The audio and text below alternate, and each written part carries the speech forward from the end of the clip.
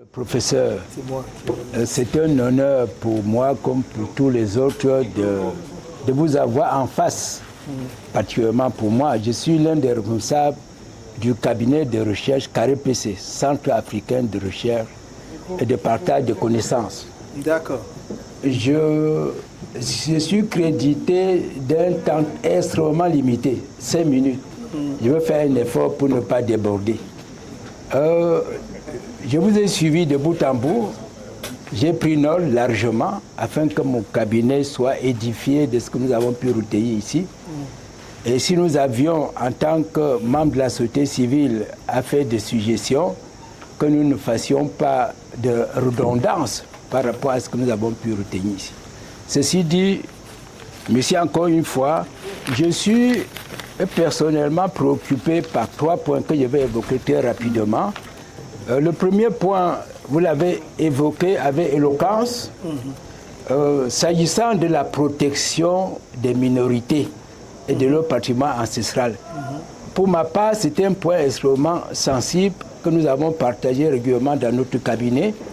Et ce point mérite de faire l'objet de communication rassurante parce que votre souci dans la dimension sociale des Camerounais est au centre de vos préoccupations. Donc, nous pensons que nous enfoncions une porte ouverte, que dans la prochaine constitution, il faudrait bien préciser, rassurer les minorités ethniques que leur patrimoine ancestral ne peut jamais être remise en cause. Le deuxième point de ma préoccupation, là aussi vous avez fait une brève présentation concernant la transformation ou la culture des produits des plantes médicinales de chez nous. C'est un gisement important d'emploi. Malheureusement, pour l'instant, nous qui avons fait des recherches dans ce domaine-là depuis une trentaine, quarantaine d'années, on se rend compte qu'il y a une ruée importante des Camerounais, vous l'avez dit, avec le chiffre statistique à l'appui, d'à peu près 70%. Ce n'est pas simplement dans le domaine de la plante, mais c'est dans le domaine même de la santé, santé curative, santé préventive. Les résultats sont là. Donc, je souhaiterais, pour ma part, pour ma contribution, que ce volet soit étudié profondément, de façon à pouvoir inspirer les orientations scolaires aujourd'hui. Quand on a préparé un diplôme d'infirmière ou un diplôme universitaire, un doctorat, que de plus en plus les Camerounais intègrent la dimension biologique dans les soins chez nous. Je ne voudrais pas m'étendre là-dessus parce que c'est un point tellement important et ça me paraît tout à fait évident. Le sujet qui me semble être le troisième, et c'est là où je souhaiterais attirer l'attention du professeur lui-même, ça concerne le domaine des préoccupations environnementales et climatiques. Nous le disons, fort de nos recherches depuis une vingtaine d'années, 25 ans à peu près, nous sommes arrivés à la conclusion que le monde est en mutation écologique, mutation climatique, avec les compétitions, défis économiques et sociaux. Finalement, les choses se compliquent énormément. Et malheureusement, dans la plupart des cas, la plupart des acteurs économiques, politiques et même sociaux voient au second plan les défis écologiques et les défis climatiques. Alors, je n'ai pas le temps de faire un état des lieux. J'ai préparé une note. J'aurai le temps de vous le faire parvenir à vous personnellement. Mais sinon, les préoccupations sont celles-ci. Le milieu naturel se dégrade de façon regrettable. Quand je parle de milieu naturel, je vois les cartes pillées de la planète. Si on voit l'atmosphère, c'est un écosystème qui se dégrade. Si on voit le sol qu'on cultive tous les jours, ça se dégrade. Si on parle de l'eau potable ou même les eaux océaniques, ça se dégrade. Si on parle du recul dramatique de la biodiversité, de l'origine animale et végétale, là aussi il y a une grande préoccupation. Mais mon souci est extrêmement limité du fait que le professeur lui-même est un pionnier dans le domaine environnemental et climatique. J'ai tiré ce document pas plus tard que ce matin. J'en ai eu connaissance par un ami, Maître Boubou, pour savoir que le document existe. Et nous pouvons reprocher au professeur de n'avoir pas communiqué sur ce document-là. Permettez-moi de le faire à votre place. Parce que l'avenir de demain ne peut plus se faire sans maîtrise, des approches écologiques et climatiques. Je ne voudrais pas être autrement plus long. Personnellement, je voudrais vous dédicacer à la fin, puisque tout le monde est fatigué, un exemplaire de mon ouvrage qui a fait l'objet de dédicaces il y a 6 ans à l'Institut français de culture. Malheureusement, c'est tout là-bas que nous allons dédicacer nos ouvrages et tenir nos conférences. Et cet ouvrage a attiré pas mal du monde, les autorités de la ville, environ 300 personnes. C'est pour vous dire que nous sommes très passionnés dans le domaine environnemental et climatique. Et nous avons plusieurs ouvrages en cours, des ouvrages de type didactique, pédagogique, très simples à comprendre. Et notre souci, c'est de démocratiser les connaissances dans ce domaine, bien sûr en sachant qu'on ne peut pas ne pas sensibiliser suffisamment les Camerounais, les conscientiser et puis les mobiliser vers des actions terrain, actions liées aux résultats, pas de grands discours, des conférences que nous suivons souvent, qu'on donne souvent à Paris, HEC partout, dans nos écoles, parfois c'est souvent le COP21, COP22, COP23. Non. Nous voulions dans nos recherches nous limiter à des choses pratiques, quotidiennes, que si par exemple dans la région de l'Ouest, on détruit tous les raffias, ça paraît irréversible. Que si on ne décide pas de reboiser certaines zones, même des forêts, qui deviennent de plus en plus des zones de savane. Nous parlons de plus en plus de la savanisation des zones de forêt, ce qu'on ne va nulle part. Donc je ne voudrais pas être autrement plus long, mais je souhaiterais pour ma part, dans la proposition que j'ai faite ici, carré PC pour le professeur, que le cabinet ait le temps d'intégrer nos suggestions pour tenir compte de la gravité des problèmes, non seulement en termes de la destruction des milieux naturels, mais ajouter à ça les conséquences de cette destruction naturelle qu'on appelle le réchauffement climatique. Et le cumul de la destruction du milieu naturel puis le réchauffement climatique entraîne ce que nous vivons aujourd'hui, que nous appelons dans le jargon courant les événements extrêmes, qui sont tempêtes, ouragans, soudaines, violents, plus fréquentes, plus intenses, et sans étendue spatiale, c'est-à-dire sans frontières. Il n'y a plus de pays aujourd'hui, de continents, de régions où on n'enregistre pas très fréquemment, beaucoup plus qu'avant, les événements extrêmes. Merci, monsieur le professeur, de m'avoir écouté. Merci beaucoup de cette note tout à fait particulière que vous apportez à nos échanges. Je voudrais réagir brièvement, d'ailleurs pas pour diverger avec vous sur ce que vous avez dit, mais juste pour appuyer. Pour ce qui est de la protection des minorités, je crois que je ne parlerai pas en termes de minorité s'agissant du patrimoine. L'engagement va être de protéger le patrimoine ancestral des Camerounais. Parce qu'il n'y a pas de raison... Parce que si nous disions seulement pour le patrimoine ancestral des minorités, c'est comme si on avait le droit de détruire le patrimoine ancestral de ceux, entre guillemets, qu'on considérait comme majorité. Et encore, j'ai toujours dit au Cameroun, comme nous-mêmes, nous n'avons pas encore défini, on n'a pas encore dit qui est la majorité, qui est la minorité. Donc, voilà. Mais c'est ce que les gens veulent ressentir, c'est qu'il y a un État qui protège leur patrimoine ancestral. Et c'est ce que je vous ai dit déjà lorsque j'ai abordé la question foncière. Et c'est pour ça que lorsque j'aborde la question foncière, je ne l'aborde pas de façon bureaucratique. Je veux l'aborder à partir, j'allais même dire, de perspectives anthropologiques. Je veux que les chefs coutumiers, nos autorités coutumières traditionnelles, qui connaissent nos terres, qui connaissent la valeur des terres, qui connaissent d'ailleurs à quelles sont les destinations des terres. Vous pouvez arriver dans un endroit, vous dites que vous allez vous installer, mais il y a des endroits où vous ne pouvez pas vous installer.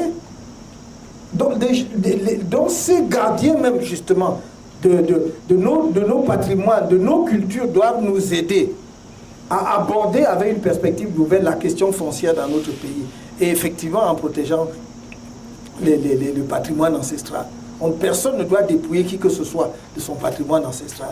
Et c'est pour cela que je vous ai parlé de l'idée d'un cadre. D'abord, pas de l'idée, c'est-à-dire, c'est pour moi un projet d'un cadastre global, national. Et ensuite, il y aura des mécanismes juridiques de protection. Parce qu'il faut que les populations soient rassurées, mais aussi que tous ceux qui interviennent dans les transactions foncières également connaissent leurs limites. et soient rassurés. C'est-à-dire que vous ne pouvez plus... Une des choses que l'on observe en pratique aujourd'hui, c'est quoi? C'est que beaucoup de populations ont souffert de ce que des personnes, des individus arrivent qui ont un peu de moyens ou qui savent comment ça marche dans l'administration. Ils disent, je vais immatriculer vos terres, je vais vous aider à faire immatriculer votre terre et vous allez me donner la moitié ou un peu, enfin, peut-être j'exagère, un tiers ou... Bon, voilà. Et les autres le font parce qu'ils n'ont pas d'autres moyens. On le fait parce qu'on veut effectivement avoir ce titre-là sur sa terre. Et après coup, il aura le sentiment d'avoir été dépossédé. Il aura un sentiment de frustration. Et si ce n'est même pas lui, ça peut être ses descendants. Nous voulons justement que cela ne soit plus possible. Précisément en sécurisant le patrimoine foncier ancestral. Ça, c'est notre objectif. Et donc, je voudrais que nous parlions de sécurisation du patrimoine foncier ancestral au Cameroun. Voilà, de façon générale. C'est ça, c'est bien. Ensuite, l'autre chose sur laquelle je voudrais vous rejoindre totalement, ce sont la promotion de la culture et le développement de la transformation des plantes médicinales. Pour moi, c'est quelque chose d'essentiel. Nous ne pouvons pas avoir... En réalité, nous avons limité nos forêts, nos savanes à l'aspect uniquement ligneux, les bois, les bois, les arbres. Il y a les arbres, bien sûr, notamment les écorces et tout. Mais il y a tout ce qui est non ligneux dans la forêt, dans les savanes, les plantes, les lianes, les herbes, je ne parle même pas des animaux, qui précisément sont à l'origine de la production des médicaments dans le monde. Comme je vous ai dit, eux, ils n'utilisent pas ça directement. Ils prennent l'espèce, ils voient le principe actif, on sait que telle herbe, on vient, on voit, par exemple, je regarde votre nom, Monsieur Tounou, s'il sait, par exemple, traiter le paludisme ou je ne sais pas moi, donc le jeune qui vient comme ça avec son sac au dos, rien de rien, il s'assoit à côté de lui, il commence à poser les questions, il est gentil et tout. Bon, il sait donc que la plante qu'il utilise là sert au traitement du paludisme ou de la fièvre jaune. Lui va prendre ça, il va donc aller dans les laboratoires pour isoler le principe actif. Mais comme il ne peut pas cultiver cette plante sur des hectares, il va reproduire cela en molécules chimiques. C'est ça qui donne les comprimés que vous voyez, ou tout ce que vous voyez en pharmacie. Donc ça part toujours des plantes. Ça part presque toujours des plantes. À 99%, les médicaments sont à partir des principes actifs des plantes. Or, nous avons ça dans nos forêts et dans nos savanes. Et comme je disais, on est là, et quelqu'un vient nous dire que si tu ne vas pas acheter cette molécule-là en pharmacie, tu ne peux pas te soigner, ou bien ce que tu fais là n'est pas bon. Non.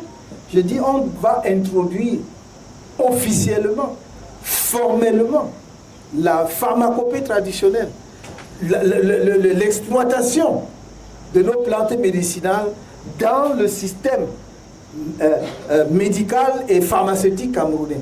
Je veux que les chercheurs camerounais, avec les médecins camerounais, avec ceux qui sont détenteurs des savoirs traditionnels, se mettent ensemble. On va aller jusqu'au brevet. Il faut travailler jusqu'au brevet parce qu'une des raisons pour lesquelles certains détenteurs de savoirs traditionnels ne veulent pas s'ouvrir, c'est parce que les autres aussi veulent simplement les déposséder.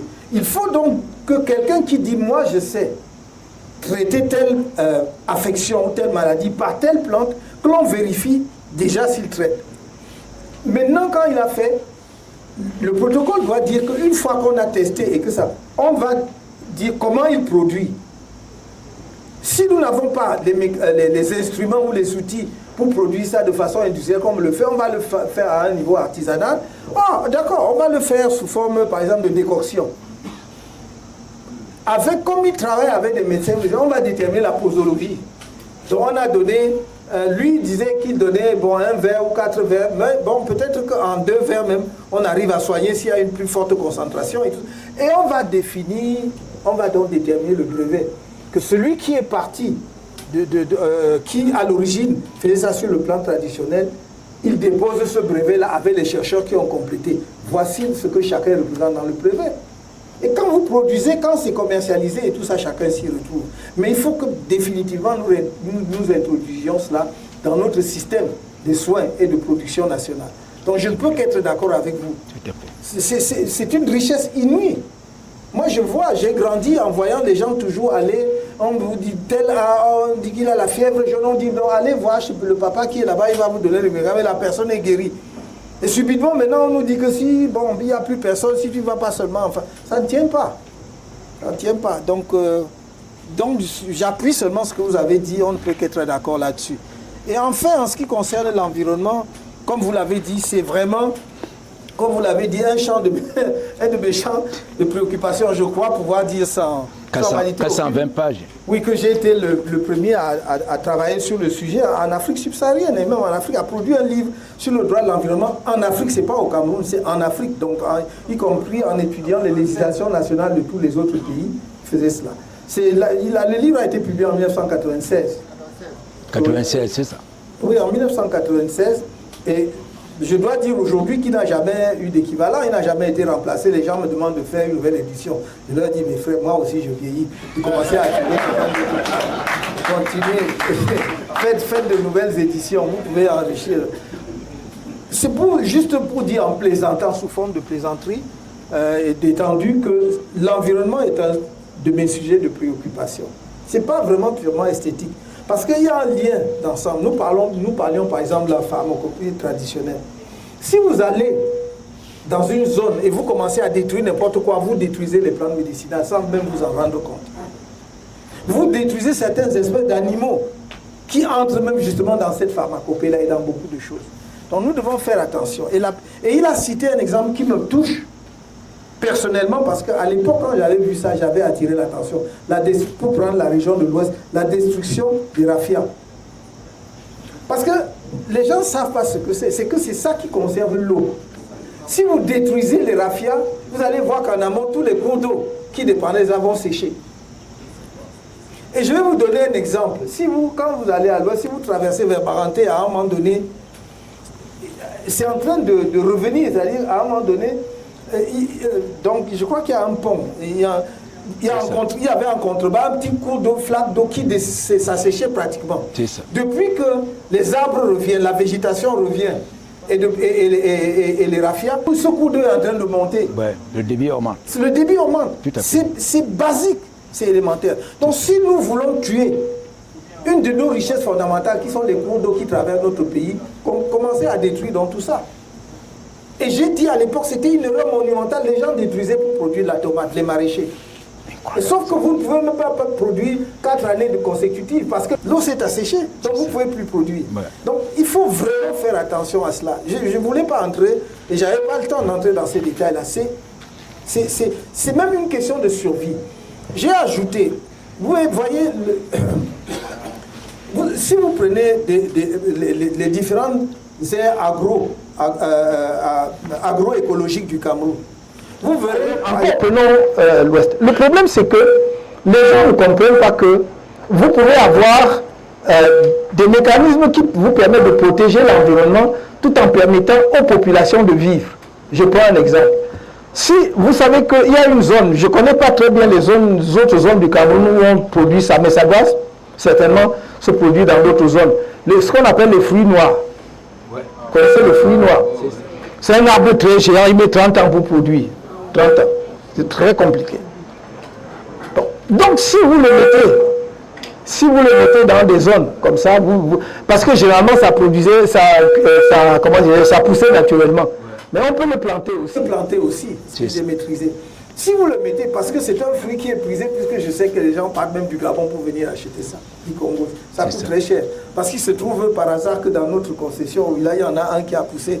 Mais comme personne n'a le courage, il y a des gens qui viennent dire non, nous on va monter pour cueillir et même vous payer pour ça. Donc, si vous mettez ça, vous arrivez donc à une production qui à la fois conserve les sols, protège le sol, mais donne des ressources de revenus aux populations. Et ça, ce n'est pas une plante que vous apportez de l'extérieur, c'est là. Mais sans compter donc que vous pouvez introduire même davantage de plantes, des variétés extérieures pour permettre aux populations de gagner. À l'époque, quand nous on était jeunes, il y avait des colatiers, il y avait plein de choses. Tout cela disparaît et les gens se posent pas la question pourquoi. Je prends la zone forestière ici. Les gens croient que la forêt qui est ici ne peut pas... Enfin, non, on est dans le littoral, oui, mais encore que c'est une zone forestière aussi.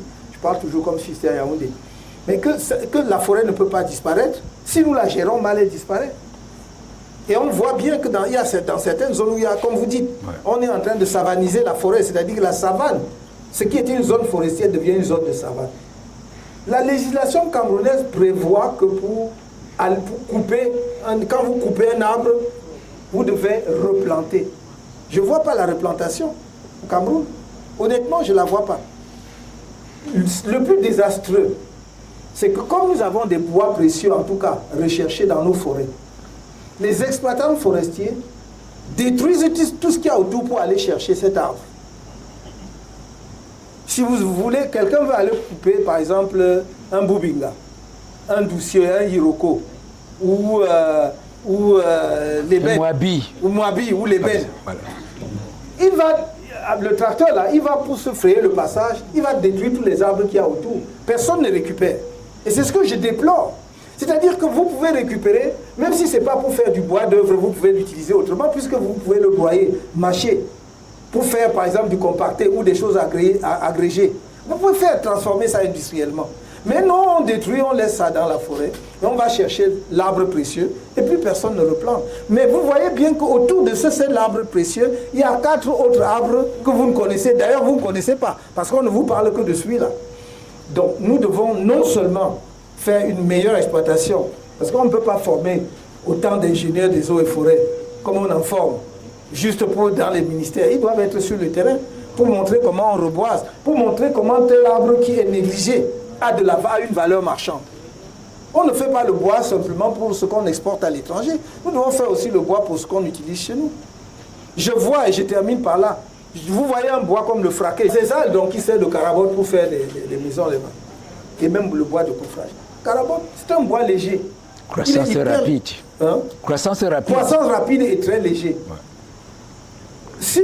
Quand vous l'utilisez simplement pour faire une maison en carabote, l'humidité va le tuer au bout de 10, 15, 20, 30 ans.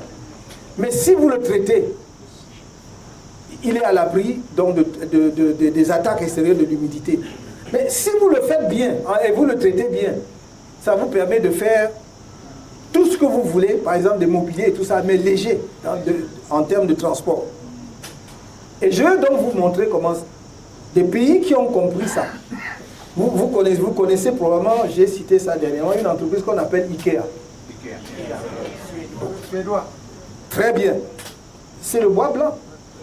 C'est le bois, on appelle ça les lésineux. Les sapins, merci. C'est bon que je cherchais. Les sapins, donc globalement on va appeler le sapin, mais ce sont des lésineux parce qu'il y a plusieurs variétés. Donc, chez eux, il n'y a que les sapins qui poussent, disons les lésineux qui poussent. Et qu'est-ce qu'ils font? Ils utilisent ça, ils travaillent, ils traitent, et ils font le bois. Comme c'est léger, ils peuvent vendre ça partout en Europe parce que le transport... Parce que si vous voulez déplacer un morceau de Moabi ou de Moubinga ou tout ça là, vous allez payer. Mais là, alors, pourquoi est-ce que... Et regardez, ici, quand un jeune se marie, ou même quand il veut s'installer, il commence sa vie professionnelle, il est encore célibataire, 25 ans, 28 ans, quel meuble il va chez lui? C'est le rotin. Là où il a même la chance même qu'il y ait le rotin, parce que c'est devenu même le luxe. Hein. Oui. Bon, donc, à notre époque, là, c'était le rotin. Maintenant, s'il veut passer à un meuble en bois, qui donc va être un bois dur, luxe, il va peut-être mettre 3-4 fois le prix. Or, le gars de Ikea vend partout. Parce que ces meubles coûtent moins cher, sont faciles à transporter et également faciles à monter puisqu'il a le schéma. Tu achètes, tu fais l'armoire, tu fais même le placard, tu fais tout ça, ça ne coûte rien. Les entrepreneurs camerounais doivent également commencer à réfléchir sur le bois sous cet angle-là, non, et pas autrement, pas simplement par rapport à l'approche traditionnelle où on nous fait croire que seul le bois rouge, le bois lourd, le bois d'ébène a de la valeur. Parce que de cette façon-là, nous allons mieux exploiter nos forêts et mieux les protéger. Voilà un peu le commentaire que je pouvais faire encore. Voilà.